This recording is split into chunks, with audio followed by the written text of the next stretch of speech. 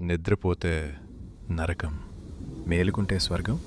అవును, మహాశివరాత్రి సంవత్సరంలో వచ్చే ఈ ఒక్క రాత్రి ఎందుకంత శక్తివంతమైనది?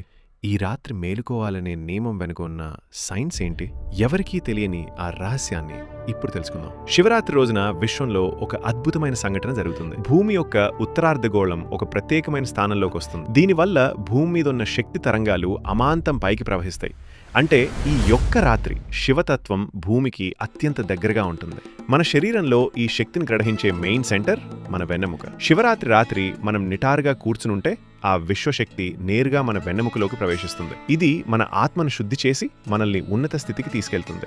అందుకే ఈ రాత్రి నిద్రపోవడం అంటే ఆ మహాశక్తిని వదులుకోవడమే. పురాణాల ప్రకారం చూస్తే లోకాలను కాపాడటానికి శివుడు హాలాహలం తాగిన రాత్రి ఇదే. ఆ విషం వల్ల ఆయన శరీరం అగ్నిగోళంలా మండిపోతుంటే ఆ వేడిని చల్లబరచటానికి దేవతలంతా అభిషేకాలు చేసిన సమయం ఇది.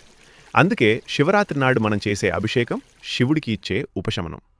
అందుకే శివరాత్రి అంటే కేవలం ఉపవాసం కాదు, అది ఒక ఆధ్యాత్మిక విప్లవం. ఆ రాత్రి మేలుకోండి, ఆ మహాశివుని శక్తిని పొందండి. ఓం నమః శివాయ. ఈ నిజాన్ని అందరికీ షేర్ చేయండి. ఇలాంటి మరిన్ని ఆసక్తికర విషయాల కోసం ఇప్పుడే ఫాలో అవ్వండి సోల్వర్ స్టూడియో.